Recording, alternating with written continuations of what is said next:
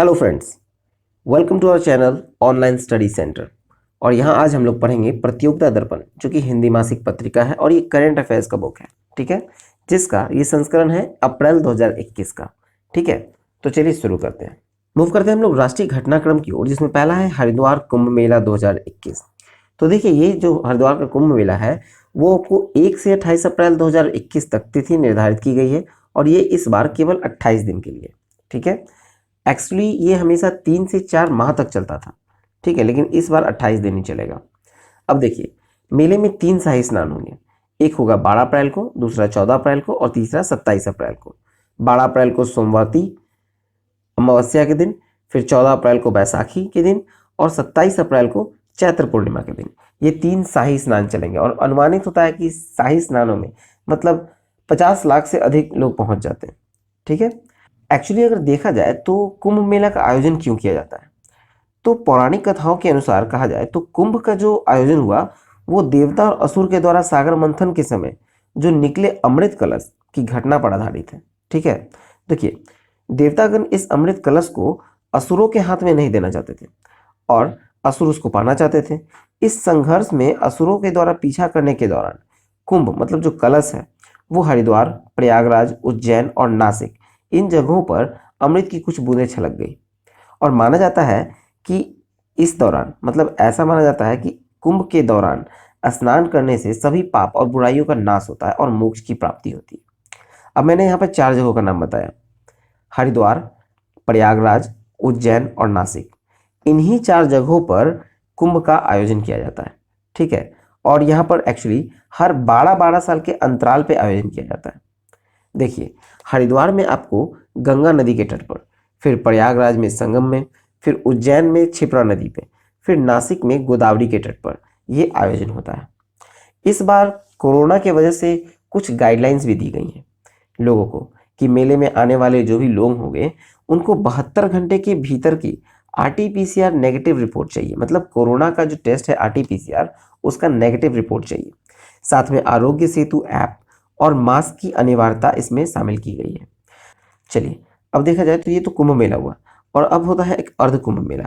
अर्ध कुंभ मेला जो है वो केवल 2 स्थान पे होता है, वो इन 4 स्थान पे नहीं होगा। इन 2 स्थान पे आपको, जैसे कि हरिद्वार और प्रयागराज, 2 जगह नहीं होता है। वो कहाँ है, तो वो है नासिक और उज्जैन। यहाँ पे अर्ध कुंभ का आयोजन नहीं किया जाता है। देखिए, कुंभ मेला जब मनाया जाता है तो उसके 6 साल के बाद, मतलब कुंभ मेला और कुंभ मेला के बीच एक स्थान पर कुंभ मेला मनाया जाए तो 12 साल का अंतराल होता है। लेकिन हर छठे साल में अर्ध कुंभ मेला मनाया जाता है और ये 2 जगह होता है। कुंभ मेले 6 साल के उपरांत आयोजित किए जाते हैं। जैसे कि देखा जाए कि हरिद्वार में पिछली बार जो कुंभ मेला हुआ था वो हुआ था 2010 में। ठीक है, और हरिद्वार में ही अर्ध कुंभ का आयोजन किया गया था। कब, 2016 में। ठीक है, चलिए नेक्स्ट देखते हैं हम लोग।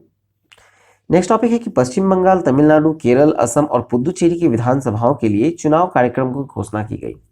तो देखिए, पुदुचेरी में एक सीट पर जो खर्च होगा उसका अधिकतम सीमा है 22 लाख और अन्य चारों राज्य में जब खर्च होगा तो उसका अधिकतम सीमा है 30.8 लाख। ठीक है, ये एक प्रत्याशी के द्वारा अपनी सीट पे खर्च किया जा सकता है। ठीक है, चलिए अब नेक्स्ट है असम। असम में देखा जाए विधानसभा की सीटों की संख्या, तो असम की विधानसभा की सीट की संख्या है 126, जिसमें 8 सीटें अनुसूचित जाति और 16 सीटें अनुसूचित जनजाति के लिए आरक्षित हैं। ठीक है, और असम में 3 चरणों में इलेक्शंस होंगे, 27 मार्च, 1 अप्रैल और 6 अप्रैल को। फिर आते हैं, मूव करते हैं तमिलनाडु की ओर। तमिलनाडु की जो विधानसभा की सीटें हैं वो है 234, जिसमें 44 सीटें अनुसूचित जाति के लिए और 2 सीटें अनुसूचित जनजाति के लिए आरक्षित हैं। यहाँ का इलेक्शन जो होगा वो 1 चरण में होगा, सिर्फ 6 अप्रैल को। ठीक है, चलिए नेक्स्ट देखें। नेक्स्ट आते हैं केरल की ओर। केरल में विधानसभा की जो कुल सीटें हैं वो है 140, जिसमें 14 सीटें आपको अनुसूचित जाति के लिए और 2 सीटें अनुसूचित जनजाति के लिए आरक्षित हैं। यहाँ सिर्फ 6 अप्रैल को इलेक्शन होंगी, 1 चरण में। ठीक है, फिर आते हैं पश्चिम बंगाल की ओर। पश्चिम बंगाल की जो विधानसभा की संख्या सीटों की है वो है 294। देखिए, 294 सीट है और यहाँ जो चुनाव होंगे वो सबसे अधिक मतलब 8 चरणों में होंगे। 27 मार्च, 1 अप्रैल, 6 अप्रैल, 10 अप्रैल, 17 अप्रैल, 22 अप्रैल, 26 अप्रैल और 29 अप्रैल, इस समय यहाँ पे इलेक्शंस होंगे। फिर मूव करते हैं पुदुचेरी की ओर। पुदुचेरी विधानसभा की जो सीटें हैं वो है 30, 5 सीटें अनुसूचित जाति के लिए आरक्षित हैं और चुनाव जो है एक चरण में होगा, केवल 6 अप्रैल को। ठीक है, चलिए नेक्स्ट देखें। देखिए नेक्स्ट टॉपिक है चमोली में ग्लेशियर टूटने से हुई जल प्रलय जैसी स्थिति। तो देखिए 7 फरवरी 2021 को उत्तराखंड में चमोली में ग्लेशियर टूटने से भारी तबाही आई। अब वहां पे बाढ़ आ गए, बहुत सारी चीजें तबाह हो गई। बाढ़ कहाँ कहाँ का है, तो बाढ़ आई आपको धौली गंगा, ऋषि गंगा और अलकनंदा नदियों में। ठीक है, और तबाह हो गया आपको नंदा देवी बायोस्फीयर क्षेत्र जो 13.2 मेगावाट का है, ऋषि गंगा जल विद्युत परियोजना। ठीक है, फिर इसमें 10 किलोमीटर दूर जाइएगा तो धौली गंगा मिलेगा और उस पर 520 मेगावाट का तपोवन विष्णुगाड हाइड्रो प्रोजेक्ट जो है बैराज नदी के उफान में बह गया।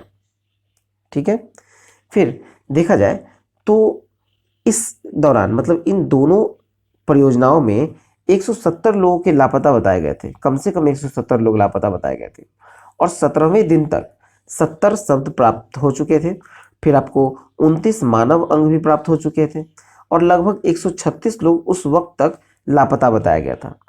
लेकिन 23 फरवरी 2021 को सरकार के द्वारा यह घोषित कर दिया गया कि आपदा में मरने वालों की संख्या 206 मान ली गई है। ठीक है, चलिए अब नेक्स्ट देखें हम लोग। नेक्स्ट है अहमदाबाद में विश्व का सबसे बड़ा क्रिकेट स्टेडियम का नामकरण नरेंद्र मोदी स्टेडियम किया गया। तो देखिए इस स्टेडियम का उद्घाटन राष्ट्रपति रामनाथ कोविंद ने किया था 24 फरवरी को। ठीक है, और इसका जो कैपेसिटी है, जो पब्लिक बैठने का कैपेसिटी है वो है 1.32 लाख। ठीक है, और इसमें विश्व का सबसे बड़ा स्टेडियम अहमदाबाद में स्थापित किया गया है। इससे पहले अगर देखा जाए तो सबसे बड़ा स्टेडियम माना जाता था मेलबर्न स्टेडियम को, जहां पे दर्शक का क्षमता था 1 लाख और यहाँ पे है आपको 1.32 लाख। ठीक है, देखिए पहले इस स्टेडियम को सरदार पटेल स्टेडियम के नाम से और मोटेरा स्टेडियम के रूप में जाना जाता था और स्टेडियम का उद्घाटन करते समय राष्ट्रपति रामनाथ कोविंद ने कहा कि भारत को पावर हाउस ऑफ क्रिकेट और हब ऑफ क्रिकेट बताया गया। ठीक है, चलिए नेक्स्ट टॉपिक देखें। 58 वर्ष पूर्व अस्तित्व में आए पूर्वोत्तर राज्य नागालैंड की विधानसभाओं में पहली बार राष्ट्रगान की धुन बजी। तो देखिए ये 12 फरवरी 2021 को नागालैंड की विधानसभा में पहली बार बजट अधिवेशन शुरू होने पर राज्यपाल के अभिभाषण से पूर्व और उसके उपरांत राष्ट्रगान बजाया गया। ठीक है, राष्ट्रगान बजाने का जो सुझाव दिया था वो थे विधानसभा अध्यक्ष एस लांकुमेर ने कहा था। ठीक है, और इसको सबने स्वीकारा और इससे पहले मतलब पूरे 58 वर्ष तक वहां पर क्यों नहीं बजाया गया राष्ट्रगान या उसका वादन क्यों नहीं हुआ, इसका कोई कारण नहीं दिया गया है। ठीक है, अब देखिए 1 दिसंबर 1963 को असम से काटकर इसका अलग राज्य के रूप में बनाया गया था नागालैंड को। ठीक है, चलिए नेक्स्ट देखें। नेक्स्ट है कोरोना टीकाकरण के दूसरे दौर में 60 वर्ष से अधिक उम्र के सभी लोगों का टीकाकरण। तो देखिए ये दूसरा दौर हुआ स्टार्ट 1 मार्च से। 1 मार्च 2020 से कोरोना वैक्सीन का दूसरा राष्ट्रव्यापी चरण शुरू किया गया। इसकी शुरुआत किसने की, तो प्रधानमंत्री श्री नरेंद्र मोदी ने टीकाकरण कर इसकी शुरुआत की। प्रधानमंत्री नरेंद्र मोदी के टीकाकरण के साथ साथ वहां पर आपको उपराष्ट्रपति श्री वेंकैया नायडू, गृह मंत्री अमित शाह, बिहार के मुख्यमंत्री नीतीश कुमार और राजस्थान के राज्यपाल श्री कलराज मिश्र ने भी वहां पर वैक्सीनेशन कराया था। ठीक है, कहां पर कराया था, तो ये नई दिल्ली स्थित एम्स में। देखिए ये वैक्सीनेशन जो हो रहा है वो 60 वर्ष से अधिक उम्र के सभी लोगों के लिए है। फिर किसी भी गंभीर बीमारी से जो ग्रस्त 45 साल से अधिक उम्र के जो व्यक्ति हैं उन लोगों के लिए इस टीकाकरण में रखा गया है। ठीक है, और इस बार जो अनुमानित संख्या है कुल 27 करोड़ लोगों को टीकाकरण किया जाएगा। देखिए इसमें रजिस्ट्रेशन करने के लिए एक ऐप इंस्टॉल करना होगा, इसका नाम है कोविन 2.0। ठीक है, इसके अलावा भी अपनी पसंद के टीकाकरण केंद्र पर टीकाकरण के लिए ऑन साइट पंजीकरण की सुविधा भी इस चरण के तहत दी जा रही है। ठीक है, देखिए सरकारी अस्पताल या प्राथमिक स्वास्थ्य केंद्र में अगर आप लेना चाहेंगे ये कोविड वैक्सीन तो आपको निःशुल्क दिया जाएगा, लेकिन अगर आप प्राइवेट अस्पताल में जाएंगे तो वहाँ आपको 250 रुपये का शुल्क निर्धारित किया गया है। ठीक है, चलिए नेक्स्ट देखें। नेक्स्ट है 18 माह के अंतराल के पश्चात जम्मू कश्मीर में हाई स्पीड इंटरनेट सेवा बहाल। तो देखिए 6 फरवरी 2021 को जम्मू कश्मीर में 4G नेटवर्क सेवा का बहाल कर दिया गया फिर से। ठीक है, चलिए नेक्स्ट है गुजरात राज्यसभा की 2 रिक्त सीटों पर भाजपा विजयी। तो ये फरवरी 2021 में संपन्न हुआ था चुनाव, जिसे उपचुनाव कहा जाए। ठीक है, ये 2 रिक्त सीटें थी, एक भाजपा की और एक कांग्रेस की। जब वहाँ पे वहाँ के मंत्री जो थे उनका देहांत हो गया था और उस रिक्त सीट पर उपचुनाव कराए गए थे और इस उपचुनाव के पश्चात दोनों सीट जो है वो भाजपा ने जीत ली। 245 सदस्यीय जो विधानसभा है गुजरात में, उसमें एनडीए की कुल सीटें हैं 120 और भाजपा की 95 हो गई है। ठीक है, चलिए नेक्स्ट देखें।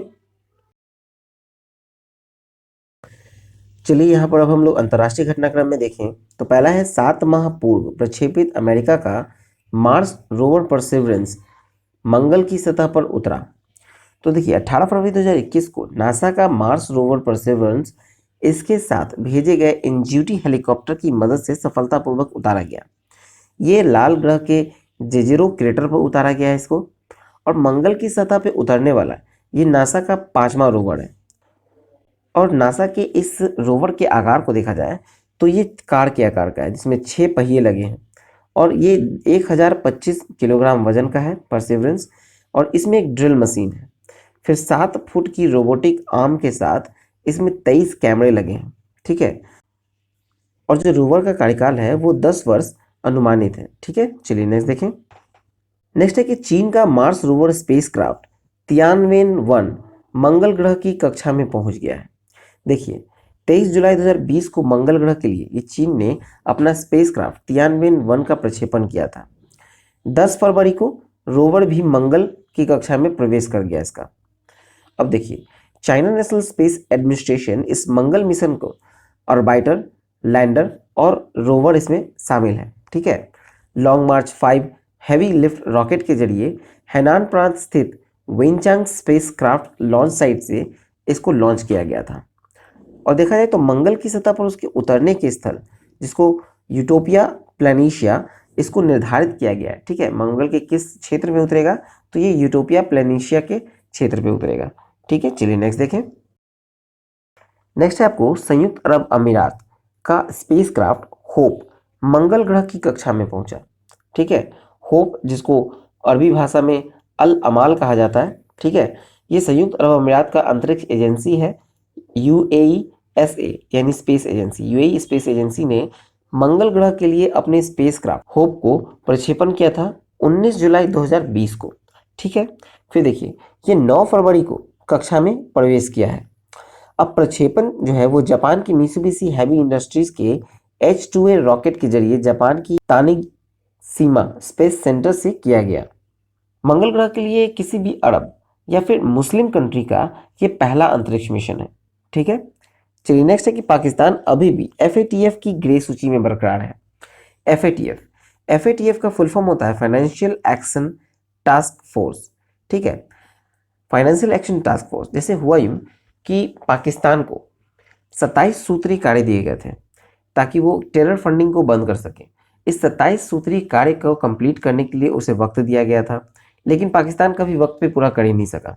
पाकिस्तान को ये कार्य करना था आपको 21 से 23 अक्टूबर तक, जो वर्चुअल सम्मेलन हुआ था उसमें चेतावनी दी गई थी। ठीक है, कंप्लीट करने को, लेकिन उस समय तक 21 कार्य बिंदु पर कार्य हुआ था। और अब 25 फरवरी 2021 को फ्रांस की अध्यक्षता में जो संपन्न हुआ बैठक, उसमें पाकिस्तान को ग्रे लिस्ट में बरकरार रखा, इसलिए क्योंकि 27 सूत्री कार्यक्रम योजना में से मात्र 24 पर ही कार्यवाही पाकिस्तान ने पूरी की है। इसे ब्लैकलिस्ट किया जा सकता था पाकिस्तान को, लेकिन ब्लैकलिस्ट करने से हमेशा बचा लिया जाता है इसे चीन, टर्की और मलेशिया के द्वारा। ठीक है, चलिए नेक्स्ट टॉपिक देखें। नेक्स्ट टॉपिक है लोकतंत्र सूचकांक में भारत का विश्व में 53वां स्थान। तो देखिए ये लोकतंत्र सूचकांक मतलब डेमोक्रेसी इंडेक्स है, जो 3 फरवरी को ब्रिटेन की द इकोनॉमिस्ट इंटेलिजेंस यूनिट के द्वारा जारी की गई। इसमें कुल देशों की संख्या जो है 167 है। 167 देशों की लोकतंत्र के बारे में इसमें दिया गया है, जिसमें भारत का स्थान आया है 53वां। स्कोर है 6.61। एक्चुअली स्कोर रखा गया था 0 से 10 तक, इसमें ही रैंकिंग दिया गया। ठीक है, पहला 3 देश में आपको पहला आ गया नॉर्वे 9.8 स्कोर के साथ, फिर आइसलैंड 9.37 स्कोर के साथ, फिर न्यूजीलैंड 9.26 स्कोर के साथ। फिर अंतिम 3 देश देखा जाए तो 165 पे आपको है केंद्रीय अफ्रीकी गणराज्य 1.32 स्कोर, फिर है कांगो 166 पे 1.13 स्कोर के साथ, और सबसे आखिरी पायदान पे आता है उत्तर कोरिया, जिसका मान दिया गया है 1.08। चलिए ये तो स्थिति थी इन देशों की। अब देखा जाए भारत के पड़ोसी देशों की स्थिति। तो भारत के पड़ोसी देशों की स्थिति में सबसे अच्छी स्थिति पे भारत के बाद है श्रीलंका 68वें स्थान पर, फिर है बांग्लादेश 76 पोजीशन पे, फिर भूटान 84 पे, नेपाल 92 पे, पाकिस्तान 105, फिर अफगानिस्तान 139 और चाइना 151वें स्थान पर। ठीक है, चलिए नेक्स्ट देखें। अमेरिका के बाइडेन प्रशासन की पहली सैन्य कार्रवाई, ईरान समर्थित मिलिशिया के सीरिया स्थित ठिकानों पर एयर स्ट्राइक। तो देखिए, ये 25 फरवरी को पहली सैन्य कार्रवाई करते हुए सीरिया में एयर स्ट्राइक कराया गया और वहां मौजूद जो ईरान समर्थित विद्रोही ग्रुप है जिसका नाम है मिलिशिया, वहां उसके ठिकानों को तहस नहस कर दिया गया। ठीक है, इराक की इस सीमा पर, मतलब जो सीरिया के स्थित इन ठिकानों का जो अमेरिकी एयरफोर्स है उसमें F-15E युद्धक विमान का 7 मिसाइल एयर स्ट्राइक के थ्रू दागे गए। ठीक है, और माना जा रहा है कि मिलिशिया के 22 मिलिटेंट्स को मार दिया गया। ठीक है, और राष्ट्रपति बाइडेन ने कहा कि ईरान को अब समझ लेना चाहिए कि मिलिशिया को समर्थन देने के परिणाम उसे भुगतने होंगे। उन्होंने स्पष्ट किया कि अमेरिका या गठबंधन देशों के जो सैनिकों की सुरक्षा के मामले हैं उसमें कोई समझौता नहीं किया जाएगा। ठीक है, चलिए नेक्स्ट टॉपिक देखें। नेक्स्ट है कि नेपाल में संसद बहाल, संसद भंग कर नए चुनाव कराने के ओली सरकार के फैसले को सर्वोच्च न्यायालय ने रद्द किया।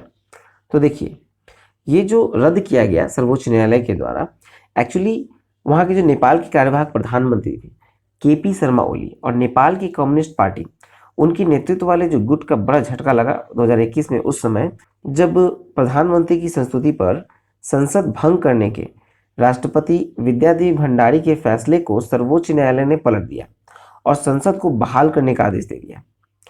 23 फरवरी 2021 को नेपाल के सर्वोच्च न्यायालय ने संसद भंग करने के आदेश को पलटकर संसद को बहाल करने का आदेश दिया। ठीक है, संसद भंग किए जाने के फैसले को असंवैधानिक बताया और इसके विरुद्ध में 13 याचिकाएं सर्वोच्च न्यायालय में दायर की गई थी। देखिए, संसद भंग करने के आदेश को असंवैधानिक बताते हुए संसद को बहाल कर दिया गया और 13 दिन के भीतर संसद सत्र आहूत करने का निर्णय दिया गया सर्वोच्च न्यायालय के द्वारा। ठीक है, चलिए नेक्स्ट है कि अंतर्राष्ट्रीय वाणिज्यिक उड़ानों पर प्रतिबंध 31 मार्च 2021 तक बढ़ाया गया। तो देखिए, ये कोरोना का जो नया स्ट्रेन उत्पन्न हुआ है जिसकी चुनौतियों को देखते हुए इस प्रतिबंध को 31 मार्च 2021 तक के लिए बढ़ा दिया गया है। लेकिन यह आदेश जो है वो मालवाहक उड़ान या DGCA की अनुमति प्राप्त विशेष उड़ान पर लागू नहीं रहेगा। ठीक है, और साथ में आपको विभिन्न देशों का जो ट्रैवल बल्स समझौते के तहत जो संचालित उड़ानों पर भी यह प्रतिबंध लागू नहीं होगा। ठीक है, चलिए नेक्स्ट देखें। नेक्स्ट टॉपिक है भारत के विदेश मंत्री S जयशंकर की मालदीव यात्रा। तो देखिए, ये 20 से 21 फरवरी 2021 को विदेश मंत्री डॉक्टर S जयशंकर मालदीव की यात्रा पर गए थे। ठीक है, वहां पर विभिन्न द्विपक्षीय मुद्दे पर चर्चा हुई। उसके अलावा जो कोविड-19 महामारी के दौरान जो मालदीव को दी गई $250 मिलियन का बजटीय सहायता और कोविड-19 वैक्सीन की 2 खेप, 1-1 लाख वैक्सीन की 2 खेप उपहार स्वरूप भारत के द्वारा जो प्रदान की गई थी, उसको मालदीव ने आभार के रूप में व्यक्त किया। फिर देखा जाए तो हुल हुमाले एक मालदीव का द्वीप है। ठीक है, जहां 2000 आवास के निर्माण के लिए एक क्रेडिट एग्रीमेंट भारत के एग्जिम बैंक और मालदीव के वित्त मंत्रालय के बीच संपन्न हुआ है। ठीक है, मालदीव के एक प्रमुख शहर है अड्डू, वहां सड़कों के विकास हेतु भी एक समझौता विदेश मंत्री की मालदीव की इस यात्रा के दौरान किया गया है। ठीक है, चलिए नेक्स्ट देखें। नेक्स्ट टॉपिक है आर्थिक वाणिज्यिक परिदृश्य। तो इसमें पहला है कि 2020-21 में राष्ट्रीय आय NSO के दूसरे अग्रिम अनुमान। तो देखिए, ये 26 फरवरी 2021 को राष्ट्रीय सांख्यिकी कार्यालय ने राष्ट्रीय आय संबंधी दूसरा अग्रिम अनुमान जारी किया है। ये जो है 2019-20 और 20-21 का राष्ट्रीय आय का प्रमुख आंकड़ा दिखाया गया है इसमें, जिसका 2011-12 के स्थिर मूल्यों पर आकलन किया गया है। मतलब जो बेस ईयर है वो 2011-12 के आकलन किया गया है। फिर दूसरा इसमें आएगा प्रचलित मूल्यों पर आकलन, मतलब एस्टिमेटेड करंट प्राइस। ये आपको कांस्टेंट प्राइस पे है और ये आपको करंट प्राइस पे है। चलिए कांस्टेंट प्राइस पे देखते हैं। पहला है आपको मूल कीमतों पर GVA का फुल फॉर्म हो गया ग्रॉस वैल्यू एडेड, फिर है एट बेसिक प्राइसेस। 2020-21 में ये 124.11 लाख करोड़ है। मतलब पिछले साल के अनुमान से ये -6.5% है, 6.5% का गिरावट दर्ज किया गया है। फिर दूसरा आता है आपको GDP में आपको 134.09 लाख करोड़ रहा, मतलब 8% की गिरावट दर्ज की गई। फिर नेशनल इनकम, जो राष्ट्रीय आय है, नेट नेशनल इनकम, वो 116.47 लाख करोड़ रहा, यानी कि 8.2% का गिरावट दर्ज किया गया। और प्रति व्यक्ति आय देखा जाए, पर कैपिटा इनकम रुपए में, तो 85,929 रहा, मतलब कि 9.1% का इसमें भी गिरावट दर्ज किया गया। ठीक है। फिर देखिए मूल कीमतों पर जीवीए एट बेसिक प्राइस, तो 177.81 लाख करोड़ रहा, मतलब कि इसमें 3.7% का गिरावट देखा गया। ये आपको करंट प्राइसेस पे है, मतलब कि प्रचलित मूल्यों पर। फिर इसमें जीडीपी देखा जाए तो ये 195.86 लाख करोड़ रहा, मतलब 3.8 करोड़ का 3.8% का गिरावट यहाँ भी दर्ज किया गया। फिर आपको राष्ट्रीय आय में भी 3.8% का गिरावट दर्ज किया गया। और प्रति व्यक्ति आय पे अगर देखा जाए रुपए में, तो ये रहा 1,27,768 रुपये, मतलब कि 4.8% का गिरावट दर्ज किया गया। ठीक है, चलिए नेक्स्ट देखते हैं। इसमें अगला है कि एनएसओ ने जो 26 फरवरी 2021 को दूसरा अग्रिम अनुमान दिया था 2020-21 में कृषि और संबंधित जो क्षेत्र हैं उसमें जीवीए में, तो देखिए कृषि, वानिकी और मत्स्यिकी में 2020-21 में 3% का वृद्धि दर्ज किया गया है। फिर माइनिंग और क्वेरिंग, मतलब कि खनन और उत्खनन में 9.2% का गिरावट दर्ज किया गया। फिर आपको विनिर्माणी, मतलब मैन्युफैक्चरिंग सेक्टर में देखा जाए तो 8.4% का गिरावट दर्ज किया गया है। इलेक्ट्रिसिटी, गैस, वाटर सप्लाई और अदर यूटिलिटी सर्विसेज अगर देखा जाए तो उसमें 1.8% का वृद्धि दिखाया गया है। फिर कंस्ट्रक्शन का क्षेत्र में देखा जाए तो 10.3% का गिरावट दर्ज किया गया है। उसी तरह से अगर जब टोटल में जाएंगे हम लोग, तो मूल कीमतों पर जो जीवीए है उस पर 6.5% का गिरावट अनुमानित है। ठीक है, चलिए नेक्स्ट देखें। नेक्स्ट है कि भारत और मॉरिशस के बीच व्यापक आर्थिक सहयोग और साझेदारी समझौते पर हस्ताक्षर हुआ। तो देखिए ये 22 फरवरी 2021 को हस्ताक्षरित हुआ था ये समझौता, जिसमें किसी भी अफ्रीकी देश के साथ भारत का ये पहला स्वतंत्र व्यापार समझौता था। ठीक है, भारत के कुल 310 उत्पादों को निर्यात के इस समझौते में शामिल किया गया। फिर मॉरिशस के 615 उत्पाद को भारतीय बाजार में प्राथमिकता मिलेगी, इस समझौते के तहत था। ठीक है, और इस समझौते पर हस्ताक्षर के 2 वर्ष के भीतर सीमित संख्या में अति संवेदनशील उत्पादों के लिए एक स्वचालित ट्रिगर सुरक्षा तंत्र पर बातचीत के लिए भी सहमत हुए हैं। ठीक है, जनवरी 2021 में माह में देखा जाए तो कृषि श्रमिक और ग्रामीण श्रमिकों के लिए उपभोक्ता मूल्य सूचकांक, तो देखिए इसके लिए जो आधार वर्ष है वो 1986 से 87 है। ठीक है, तो देखिए कृषि श्रमिकों के लिए 2021 में अगर देखा जाए तो यह 1038 अंक दिया गया है। ठीक है, लेकिन 2020 में 1047 था, मतलब कि 9 अंकों की गिरावट दिखाई गई। फिर है ग्रामीण श्रमिकों के लिए 2021 में 1045 अंक, लेकिन 2020 में ये 1053 था, यानी कि इसमें भी 8 अंकों की गिरावट देखी गई सूचकांक में। ठीक है, चलिए नेक्स्ट देखें। नेक्स्ट है कि उपभोक्ता मूल्य सूचकांक आधारित मुद्रास्फीति अगर देखा जाए, सीपीआई आधारित मुद्रास्फीति, मतलब कंज्यूमर प्राइस इंडेक्स के आधारित मुद्रास्फीति, तो अखिल भारतीय में ये 4.06% है। ठीक है, और उपभोक्ता मूल्य सूचकांक सीपीआई में अगर देखा जाए अखिल भारतीय का, तो 2021 में अनंतिम है 156.3। ठीक है, चलिए नेक्स्ट है कि थोक मूल्य सूचकांक आधारित मुद्रास्फीति के अनंतिम दर जनवरी 2021 में 2.03% रहा है। ठीक है, और नेक्स्ट है कि 2021-22 में भारत में आर्थिक वृद्धि 10.8% के स्थान पर अब कितना का मूडीज का ताजा पूर्वानुमान है। मतलब पहले मूडीज ने 10.8% का अनुमान लगाया था भारत की आर्थिक वृद्धि में, लेकिन अब अनुमान बदल कर किया गया है 13.7%। ठीक है, चलिए नेक्स्ट देखें। नेक्स्ट है कि 2020-21 में 5वीं अंतिम मौद्रिक नीति भी रेपो दर और बैंक दर सहित सभी प्रमुख बैंकिंग दरें अपरिवर्तित। तो देखिए इसमें प्रमुख बैंकिंग दरें हैं जो कि 22 मई 2020 के बाद अभी तक अपरिवर्तित रही है। अब देखिए रेपो रेट अगर देखा जाए तो ये 4% है अभी वर्तमान में, और रिवर्स रेपो रेट है 3.35%, बैंक दर है 4.25%, एमएसएफ है 4.25%, नगद आरक्षण अनुपात है 3% और संवैधानिक तरलता अनुपात है 18%। ठीक है, चलिए नेक्स्ट देखें। नेक्स्ट है भारत में विद्युत उत्पादन का क्षमता। तो देखिए भारत जो है विद्युत उत्पादन क्षमता में दुनिया में तीसरे स्थान पर आता है, पहले स्थान पे अमेरिका और दूसरे स्थान पे चाइना। ठीक है, अब देखिए भारत जो विद्युत का उत्पादन करता है तो किस किस क्षेत्र से करता है। पहले तापीय विद्युत देखें तापीय विद्युत में आपको 61.5% का प्रोडक्शन होता है तापीय विद्युत से, जिसमें आपको कोयला आधारित, लिग्नाइट आधारित, गैस आधारित और डीजल आधारित है शामिल। ठीक है, देखिए इसमें मेगावाट अगर देखा जाए तो 2,31,871 मेगावाट तापीय विद्युत से प्रोडक्शन किया जाता है। फिर दूसरा है आपको जल विद्युत से, इसमें आपको 12.2% का प्रोडक्शन होता है, यानी कि 45,798 मेगावाट का। ठीक है, फिर आपको नाभिकीय विद्युत की देखा जाए तो इसमें आपको 1.8% है, 6,780 मेगावाट क्षमता इसमें है।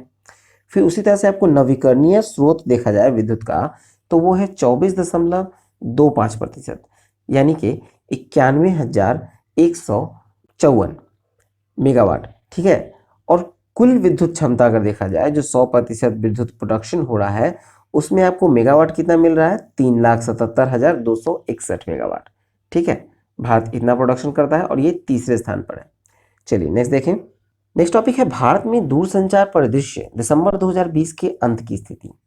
तो देखिए ये विभिन्न दूरसंचार मंडलों का टेली डेंसिटी दिया गया है। टेली डेंसिटी कहने का मतलब है कि प्रति 100 व्यक्ति में जो टेलीफोन का कनेक्शन दिया जाता है उसको टेली डेंसिटी कहा जाता है। तो अगर देखा जाए सबसे अधिक टेली डेंसिटी किसी राज्य में या केंद्र शासित प्रदेश में है तो वो है दिल्ली में।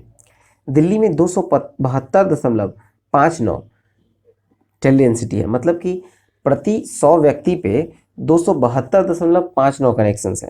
ठीक है, फिर हिमाचल प्रदेश दूसरे स्थान पर आता है जहां पर आपको 150.86 कनेक्शन पाए गए हैं प्रति 100 पे। फिर केरल में ये है तीसरे स्थान पर 129.42। फिर पंजाब है आपको चौथे स्थान पर 121.94। और इसी तरह से अगर बढ़ता जाए तो बिहार का अगर देखा जाए तो यहाँ का टेली डेंसिटी है 52.80, यानी प्रति 100 व्यक्ति पे 52.80 कनेक्शन है। ठीक है, चलिए इसमें अब देखा जाए टेलीफोन परिदृश्य में एक दृष्टि में देखिए कि 31 तारीख तक में मतलब कि कितने लैंडलाइन कनेक्शन है और कितने वायरलेस कनेक्शन है। ठीक है, फिर इसमें देखिए टेलीफोन की परिदृश्य एक दृष्टि में मतलब कि टेलीफोन की कितने लैंडलाइन कनेक्शन है और कितने वायरलेस कनेक्शन है। तो टेलीफोन कनेक्शन का अगर कुल संख्या देखा जाए करोड़ों में तो देश में भी कनेक्शन है 117.38 करोड़। ठीक है, जिसमें वायरलेस कनेक्शन है आपको 115.38 और वायर लाइन कनेक्शन है 2 करोड़। ठीक है, देखिए अगर शहरी क्षेत्र में देखा जाए तो ये 64.79 है, टोटल 64.79 करोड़, जिसमें कि वायरलेस है 62.97 और वायर लाइन वाला है 1.82। ग्रामीण में देखा जाए तो 52.59 है करोड़ों में और वायरलेस है 52.41 और वायर लाइन है 0.18 करोड़। उसी तरह से अगर टेली डेंसिटी प्रतिशत में देखें प्रति 100 व्यक्ति पर टेलीफोन का कनेक्शन अगर देखा जाए तो आपको शहरी क्षेत्र में है 138.34 और ग्रामीण में है 59.05।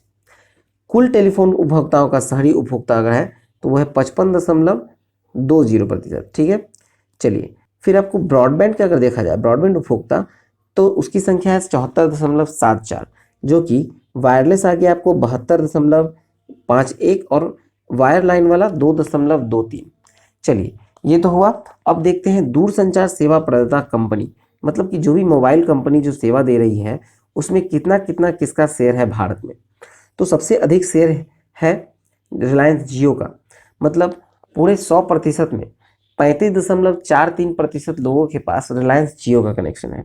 फिर दूसरे स्थान पर आता है भारती एयरटेल 29.36 कनेक्शन के साथ। तीसरे स्थान पर आ गया आपको वोडाफोन आइडिया 24.64 कनेक्शन है प्रतिशत में। ठीक है, फिर बीएसएनएल में देखा जाए तो 10.29, एमटीएनएल 0.29 और रिलायंस कम्युनिकेशन का 0.001%। ठीक है, ये कुल 100% हो गया। चलिए अब नेक्स्ट देखते हैं। चलिए अब मूव करते हैं हम लोग नियुक्ति की ओर, मतलब अपॉइंटमेंट्स की ओर। अपॉइंटमेंट में पहला है कि 5वीं बार पीपल्स डेमोक्रेटिक पार्टी के अध्यक्ष निर्वाचित हुई हैं महबूबा मुफ्ती। ठीक है, फिर भारतीय थल सेना के उप प्रमुख कौन बनाए गए हैं, तो ये बनाए गए लेफ्टिनेंट जनरल चंडी प्रसाद मोहंती। फिर है राज्यसभा में विपक्ष के नेता कौन बने, तो ये बने हैं मल्लिकार्जुन खड़गे और ये कांग्रेस की तरफ से बने हैं। ठीक है, फिर देखिए विश्व व्यापार संगठन की नई महानिदेशक, तो ये बने हैं नगोजी ओकोंजो इविला, ये नाइजीरिया के पूर्व वित्त मंत्री हैं। ठीक है, फिर अब देखा जाए सीआरपीएफ के महानिदेशक का अतिरिक्त प्रभार किसे दिया गया है, तो ये दिया गया है कुलदीप सिंह को। सीआरपीएफ के महानिदेशक का अतिरिक्त प्रभार कुलदीप सिंह को दिया गया है। चलिए नेक्स्ट देखते हैं। नेक्स्ट है कि राष्ट्रीय अनुसूचित जाति आयोग के अध्यक्ष किसे बनाया गया है? तो ये बने हैं विजय सांपला और ये भाजपा नेता हैं। ठीक है। फिर ऑस्ट्रेलिया में भारत के नए उच्चायुक्त बने हैं मनप्रीत वोहरा। पुदुचेरी के उपराज्यपाल का अतिरिक्त प्रभार दिया गया है टी सुंदरराजन को और ये तेलंगाना के उपराज्यपाल हैं। ठीक है। और ये पुदुचेरी के भी उपराज्यपाल का अतिरिक्त प्रभार संभाल रहे हैं। नेक्स्ट है कि प्रेस इंफॉर्मेशन ब्यूरो मतलब पीआईबी के नए महानिदेशक कौन बने हैं? तो ये बने हैं जयदीप भटनागर। फिर है आपको लोक संपर्क व संचार ब्यूरो के महानिदेशक, नए महानिदेशक हैं सत्येंद्र प्रकाश। ठीक है। चलिए नेक्स्ट है कि भारतीय मुक्केबाजी महासंघ के अध्यक्ष पुनः निर्वाचित हुए हैं अजय सिंह। ठीक है। चलिए नेक्स्ट देखते हैं। नेक्स्ट है पुरस्कार और सम्मान। नेक्स्ट पुरस्कार सम्मान में देखा जाए तो इकोनॉमिक्स टाइम्स कॉर्पोरेट एक्सीलेंस पुरस्कार 2020। ठीक है। इसमें देखा जाए तो 8 फरवरी 2021 को इसका वितरण किया गया है मुंबई में। ठीक है। जिसमें लाइफ टाइम अचीवमेंट पुरस्कार दिया गया है आदित्य पुरी को, एचडीएफसी बैंक के हैं। ठीक है। फिर business leader of the year ये दिया गया है पवन मुजाल को, जो कि हीरो मोटोकॉर्प के चेयरमैन हैं और वर्ष के सर्वश्रेष्ठ कंपनी रहा है HDFC bank. Emerging company of the year बना है आईसीआईसीआई लॉम्बार्ड। ठीक है। और वर्ष का सर्वश्रेष्ठ उद्यमी ये है अडार पूनावाला, ये सीरम इंस्टीट्यूट ऑफ इंडिया के सीईओ हैं। ठीक है। नेक्स्ट है कि business women of the year चुनी गई हैं प्रीथा और सुनीता रेड्डी, ये दोनों अपोलो ग्रुप की हैं। फिर है corporate citizen of the year, तो ये corporate citizen of the year बना है टीसीएस। चलिए अब नेक्स्ट टॉपिक देखें। नेक्स्ट है गोल्डन ग्लोब पुरस्कार 2021। तो ये 28 फरवरी को बेवरली हिल्स कैलिफोर्निया में इसका वितरण किया गया। ठीक है। इसको 2 श्रेणी में दिया जाता है, एक है ड्रामा श्रेणी में और दूसरा है म्यूजिकल या कॉमेडी श्रेणी में। तो ड्रामा श्रेणी में जो सर्वश्रेष्ठ फिल्म है वो है नोमाडलैंड, इसके निर्देशक हैं क्लोज हाउ और सर्वश्रेष्ठ अभिनेता हैं चैडविक बोसमैन, जो कि अमेरिकी फिल्म मा रेनीज ब्लैक बॉटम में भूमिका हेतु इन्हें चुना गया है। फिर है सर्वश्रेष्ठ अभिनेत्री, तो ये है Andra Day, film United State versus Billie Holiday में। फिर म्यूजिकल कॉमेडी श्रेणी में देखा जाए सर्वश्रेष्ठ फिल्म तो वो है बोराट सबसिक्वेंट, निर्देशक हैं जेसन वॉलिनेयर। अभिनेता सर्वश्रेष्ठ अभिनेता बने हैं साचा बैरन कोहेन और ये फिल्म विराट सबसिक्वेंट के हैं। ठीक है। फिर सर्वश्रेष्ठ अभिनेत्री रोसामुंड पाइक, फिल्म है आई केयर अ लॉट। ठीक है। फिर सर्वश्रेष्ठ निर्देशक चुने गए हैं क्लोज हाउ को, फिल्म है नोमाडलैंड। चलिए नेक्स्ट देखें। और सर्वश्रेष्ठ पटकथा मतलब स्क्रीन प्ले के लिए देखा जाए तो वो दिया गया है एरन सॉरिकन को, film the trial of the Chicago 7 के लिए। फिर सर्वश्रेष्ठ एनिमेटेड फीचर फिल्म के लिए जो अवार्ड दिया गया है वो दिया गया है सोल को। और विदेशी भाषा में सर्वश्रेष्ठ फिल्म के लिए दिया गया है मिनारी को, जो कि अमेरिका का है। चलिए नेक्स्ट है 57th फेमिना मिस इंडिया 2020। तो ये फरवरी 2021 में फाइनल मुंबई में हयात रेजिडेंशियल होटल में कराया गया था। और ये मिस इंडिया वर्ल्ड जो चुनी गई हैं वो है मनासा वाराणसी, ये 23 वर्षीय हैं और ये तेलंगाना की रहने वाली है। ठीक है। फिर मिस इंडिया ग्रैंड जो बनी है वो है मनिका स्योकंद और ये हरियाणा की हैं। और फेमिना मिस इंडिया 2020 की जो उपविजेता मतलब जो रनर अप रहे वो है मान्या सिंह उत्तर प्रदेश की। चलिए नेक्स्ट देखें। नेक्स्ट है आपको निधन में पहला देखा जाए तो अख्तर अली जो थे वो भारत के पूर्व वर्षों में जाने माने टेनिस खिलाड़ी और 82 वर्ष की आयु में इनका निधन हो गया। फिर नेक्स्ट है आपको ब्रूस टेलर जो है वो न्यूजीलैंड के पूर्व वर्षों के ऑलराउंडर क्रिकेटर हैं और 77 वर्ष की आयु में इनका निधन हो गया। नेक्स्ट है आपको राजीव कपूर, ये जाने माने अभिनेता, निर्माता और निर्देशक थे जिनका 58 वर्ष की आयु में हार्ट अटैक से निधन हो गया। ठीक है। फिर आपको नंद कुमार सिंह चौहान, तो ये खांडवा मध्य प्रदेश से लोकसभा सदस्य और मध्य प्रदेश के भाजपा के पूर्व अध्यक्ष रहे हैं और ये 68 वर्ष की आयु में इनका निधन हो गया। चलिए नेक्स्ट देखते हैं। नेक्स्ट है पुस्तकें में पहला है मेथड इन मैडनेस में जो लेखक है वो है अय्यर परमेश्वरन।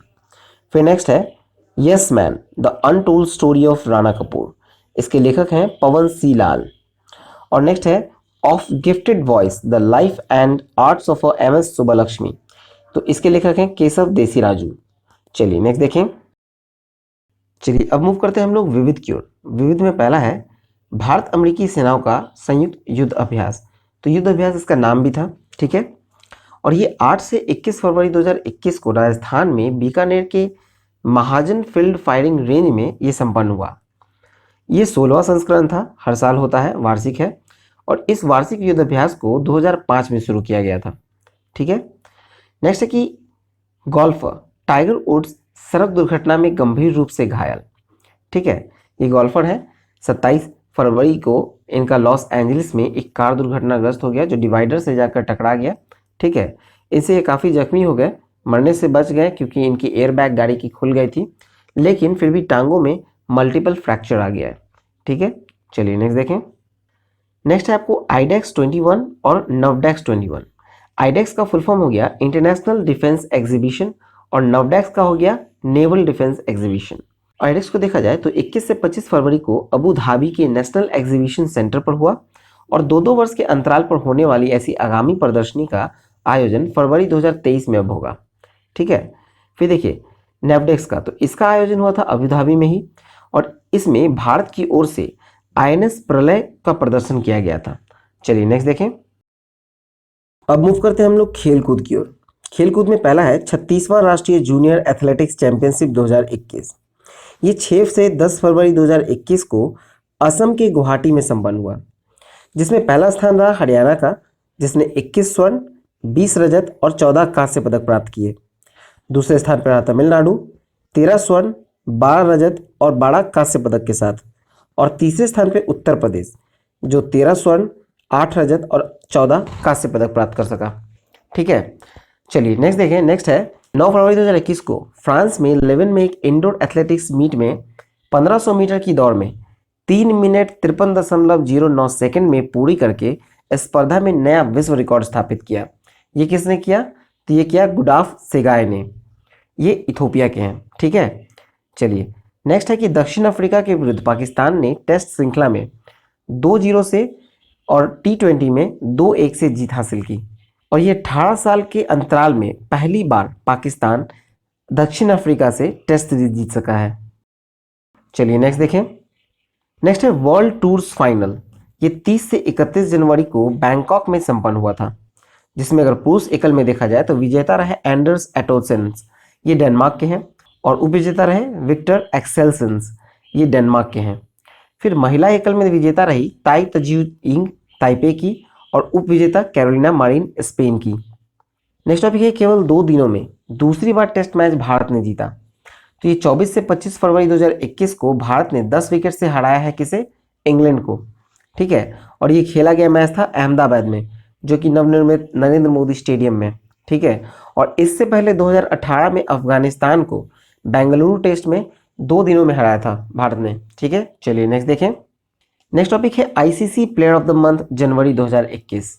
ये पहला संस्करण है जब ICC player of the month का अवार्ड दिया जा रहा है, जिसमें पहला बार दिया गया है पुरुष को, उसमें है ऋषभ पंत। पुरुष कैटेगरी में ऋषभ पंत को, भारत के विकेटकीपर बल्लेबाज हैं। और महिला कैटेगरी में शबनम इस्माइल, जो कि दक्षिण अफ्रीका की गेंदबाज हैं, ठीक है। और एटीपी टूर्स 2021 देखा जाए, एटीपी कप 2021 के जो विजेता हैं वो है रूस। ये 2 से 6 फरवरी 2021 को मेलबर्न ऑस्ट्रेलिया में संपन्न हुआ और इटली को फाइनल में 2-0 से हराकर रूस ने जीत लिया। चलिए नेक्स्ट है WTA 250 टूर में अंकिता रैना का पहला युगल खिताब। इस खिताबी विजय के चलते भारत की नंबर 1 खिलाड़ी अंकिता का WTA युगल रैंकिंग में 94वां स्थान आया और इसी के साथ ये दूसरी भारतीय खिलाड़ी बन गई जो टॉप 100 में स्थान बना सकी। पहली थी सानिया मिर्जा। चलिए नेक्स्ट देखें। नेक्स्ट है ऑस्ट्रेलियाई ओपन टेनिस 2021। तो ये देखा जाए तो 8 से 21 फरवरी 2021 को मेलबर्न में संपन्न हुआ ऑस्ट्रेलियाई ओपन टेनिस, जो कि पुरुष एकल में अगर विजेता देखा जाए तो वह नोवाक जोकोविच सर्बिया के और उप विजेता रहे डेनियल मेदवेदेव रूस के। महिला एकल में रहे नाओमी ओसाका जापान की विजेता रही और उप विजेता रहे जेनिफर ब्रैडी अमेरिका के।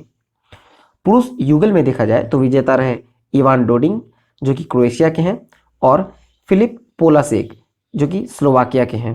और उप विजेता रहे राजीव राम अमेरिका के और जो सैलिसबरी ब्रिटेन के।